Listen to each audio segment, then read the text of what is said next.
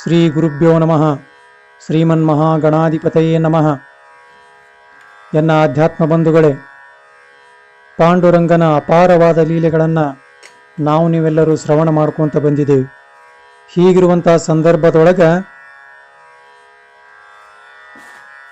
ಪರಮಾತ್ಮನ ಪರಮ ಶಿಷ್ಯನಾಗಿರ್ತಕ್ಕಂಥ ಉದ್ಧವ ಪಾಂಡುರಂಗನ ಪಂಢರಪುರ ಕ್ಷೇತ್ರದೊಳಗೆ ನಾಮದೇವ ಮಹಾರಾಜರ ಒಂದು ರೂಪವನ್ನು ತಾಳಿ ಪ್ರತಿನಿತ್ಯವೂ ಸಹಿತ ಬಿದಿಗೆಯ ಚಂದ್ರಮನಂತೆ ಪ್ರೌಢಾವಸ್ಥೆಗೆ ಬಂದ ನಂತರ ತಂದೆ ತಾಯಿಗಳಿಬ್ಬರೂ ಸೇರಿ ಆ ನಾಮದೇವ ಮಹಾರಾಜರಿಗೆ ಅನುರೂಪಳಾಗಿರ್ತಕ್ಕಂಥ ಯೋಗ್ಯಳಾಗಿರ್ತಕ್ಕಂಥ ಒಂದು ಹೆಣ್ಣನ್ನು ತೆಗೆದು ಮದುವೆಯನ್ನು ಮಾಡಿದ ನಂತರ ತಮ್ಮ ಒಂದು ಸಂಸಾರದ ಬಂಧನದೊಳಗೆ ಪ್ರತಿನಿತ್ಯವೂ ಸಹಿತ ನಾಮದೇವ ಮಹಾರಾಜರು ಪರಮಾತ್ಮನ ನಾಮಸ್ಮರಣೆಯನ್ನು ಬಿಡ್ತಿದ್ದಿಲ್ಲ.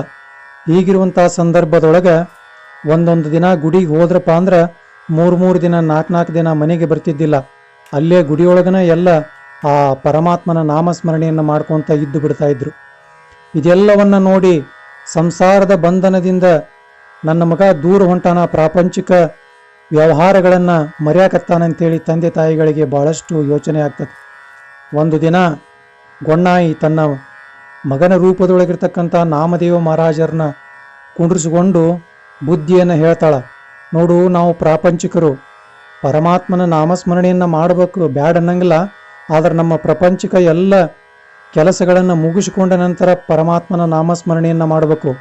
ನೀನು ನೋಡಿದ್ರೆ ಹೆಂಡ್ರು ಮಕ್ಕಳು ಅನ್ನೋದಿಲ್ಲ, ಸಂತಿ ಪ್ಯಾಟಿ ಅನ್ನೋದಿಲ್ಲ, ಏನು ತರಂಗಲ್ಲ ಬರಂಗಲ್ಲ. ಆ ಪರಮಾತ್ಮನ ಗುಡಿಯೊಳಗೆ ಹೋಗಿ ಕುಂತ್ರ ಹಿಂಗೆ ಸಂಸಾರ ಜೀವನ ಸುಖಮಯವಾಗಿ ಇರೋದಿಲ್ಲ ಅಂಥೇಳಿ ಬೈತಾಳ. ಬೈದ ನಂತರ ಭಾಳಷ್ಟು ಮನಸ್ಸಿಗೆ ನೋವಾಗ್ತತಿ ನಾಮದೇವ ಮಹಾರಾಜರಿಗೆ. ನೇರವಾಗಿ ಪಾಂಡುರಂಗನ ಗರ್ಭಗುಡಿಯೊಳಗೆ ಬಂದು ನಿಂತು ಸಣ್ಣ ಮಗುವಿನ ರೀತಿಯೊಳಗೆ ಜೋರಾಗಿ ಅಳಲಿಕ್ಕೆ ಪ್ರಾರಂಭ ಮಾಡ್ತಾರ. ನನ್ನನ್ನು ಯಾಕೆ ಈ ಸಂಸಾರ ಬಂಧನದೊಳಗೆ ಸಿಲುಕಿಸಿದಿ ನೀನು? ನನಗೆ ಒಳ್ಳೆಯದನ್ನು ಮಾಡ್ಬೇಕನ್ನಿಸೋದಿದ್ರೆ ನಿನ್ನ ಒಂದು ಸೇವಕನನ್ನಾಗಿ ಮಾಡ್ಕೊಂಡ್ಬಿಡ್ಬೇಕಾಗಿತ್ತು. ನನಗೆ ಯಾಕೆ ಈ ಸಂಸಾರದ ತಾಪತ್ರಯವನ್ನು ತಂದಿಟ್ಟಿ ಅಂಥೇಳಿ ಜೋರಾಗಿ ಅಳಲಿಕ್ಕೆ ಪ್ರಾರಂಭ ಮಾಡಿದಾಗ ಕರುಣಾನಿಧಿಯಾಗಿರ್ತಕ್ಕಂಥ ಪರಮ ಪಾವನ ಮೂರ್ತಿಯಾಗಿರ್ತಕ್ಕಂಥ ಪಾಂಡುರಂಗ ಆ ನಾಮದೇವ ಮಹಾರಾಜರಿಗೆ ಎಲ್ಲ ಸಮಾಧಾನವನ್ನು ಮಾಡ್ಕೊಂತ ತನ್ನ ಜ್ಞಾನ ಚಕ್ಷುವಿನಿಂದ ನೋಡಿದಾಗ ನಾಮದೇವ ಮಹಾರಾಜರ ಮನೆಯೊಳಗೆ ದರಿದ್ರತನ ತುಂಬಿ ತುಳುಕ್ತಾ ಇರ್ತತಿ. ನಾಮದೇವ ಮಹಾರಾಜರ ಮಡದಿಯಾಗಿರ್ತಕ್ಕಂಥ ರಾಜಾಯಿ ಅವರ ಅತ್ತಿಗೆ ಜೊತೆ ಜಗಳವನ್ನು ಮಾಡ್ತಾ ಇದ್ಲು. ನಿನ್ನ ಮನೆಗೆ ಬಂದನಿ ಒಂದು ಸೀರೆ ಬೆಟ್ಟೆ ಆಗಲಿಲ್ಲ, ಒಂದು ಕುಬುಸ ಬೆಟ್ಟೆ ಆಗಲಿಲ್ಲ, ನಿನ್ನ ಮನೆಯೊಳಗೆ ದರಿದ್ರತನನ ತುಂಬೈತಿ ಅಂತ ಹೇಳಿ ಅತ್ತಿ ಸೊಸೆಯರಿಬ್ಬರೂ ಸಹಿತ ಜಗಳವನ್ನು ಮಾಡ್ತಾರ.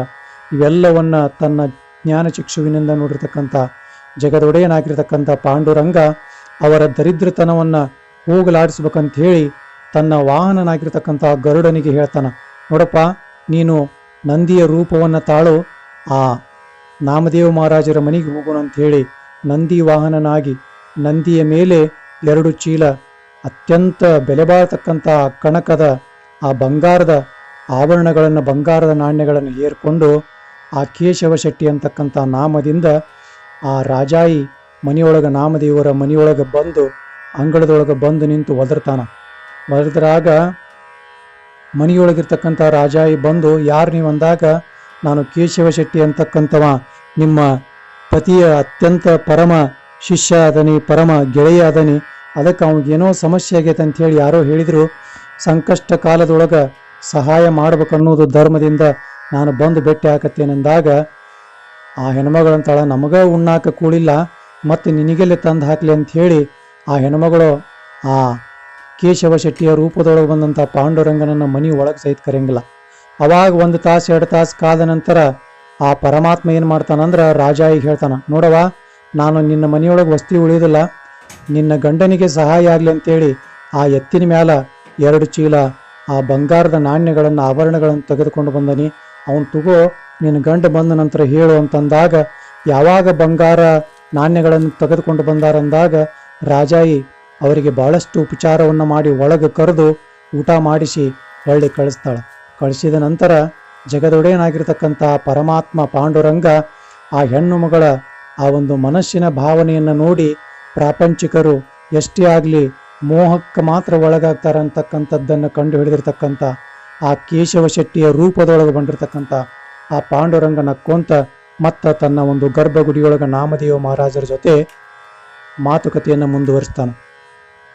ಆ ನಾಮದೇವ ಮಹಾರಾಜರ ಹೆಂಡತಿ ತನಗೆ ಬೇಕಾದಂಥ ಎಲ್ಲ ಸಾಮಾನುಗಳನ್ನು, ಮನೆಗೆ ಬೇಕಾದಂಥ ಸಾಮಗ್ರಿಗಳನ್ನು, ಆ ಒಂದು ಕೇಶವ ಶೆಟ್ಟಿ ಕೊಟ್ಟಂಥ ಬಂಗಾರದ ನಾಣ್ಯಗಳನ್ನು ತೆಗೆದುಕೊಂಡು ಬಂದು ಆ ಎಲ್ಲ ಸಂಪತ್ತನ್ನು ತನ್ನ ಒಂದು ಸಂಸಾರಕ್ಕೆ ಉಪಯೋಗಿಸಿಕೊಂಡ್ಲು ಅಂತಕ್ಕಂಥದ್ದು ಬರ್ತತಿ.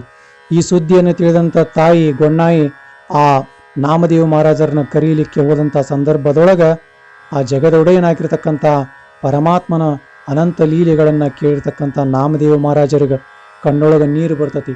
ನನ್ನ ದಾರಿದ್ರ್ಯತನವನ್ನು ಹೋಗಲಾಡಿಸಿ ನನ್ನ ಸಂಸಾರದೊಳಗೆ ಎಳ್ಳಷ್ಟೂ ಸಹಿತ ಏನು ದುಃಖ ಬರಬಾರದು ಅನ್ನುವಂಥ ರೀತಿಯೊಳಗೆ ಪರಮಾತ್ಮನ ಬಂದು ನಮ್ಮ ಮನೆಗೆ ಆ ಸಂಪತ್ತನ್ನು ಕೊಟ್ಟು ಹೋಗ್ಯಾನ ಅಂತಕ್ಕಂಥದ್ದು ತಿಳಿದುಕೊಂಡಿರ್ತಕ್ಕಂಥ ನಾಮದೇವ ಮಹಾರಾಜರು ಹೆಂಡತಿಗೆ ಹೇಳ್ತಾರ, ಪ್ರತಿನಿತ್ಯ ದಾನವನ್ನು ಮಾಡಿದ ನಂತರ ಯಾರಿಗಾದರೂ ಬ್ರಾಹ್ಮಣರಿಗೆ, ಸಾಧು ಸನ್ಯಾಸಿಗಳಿಗೆ ಭೋಜನವನ್ನು ಮಾಡಿದ ನಂತರ ನಮ್ಮ ಮನೆಯಲ್ಲಿ ಇರ್ತಕ್ಕಂಥವ್ರು ಊಟ ಮಾಡಬೇಕಂತ ಹೇಳಿ ಕಂಡೀಷನನ್ನು ಹಾಕಿ ಮುಂದೆ ಅದೇ ರೀತಿ ಪ್ರತಿನಿತ್ಯವೂ ಸಹಿತ ಪರಮಾತ್ಮನ ಆ ಒಂದು ನಾಮಸ್ಮರಣೆಯನ್ನು ಮಾಡ್ಕೊತ ಹೋದ್ರು ಅಂತಕ್ಕಂಥ ದೃಷ್ಟಾಂತ ಬರ್ತದೆ.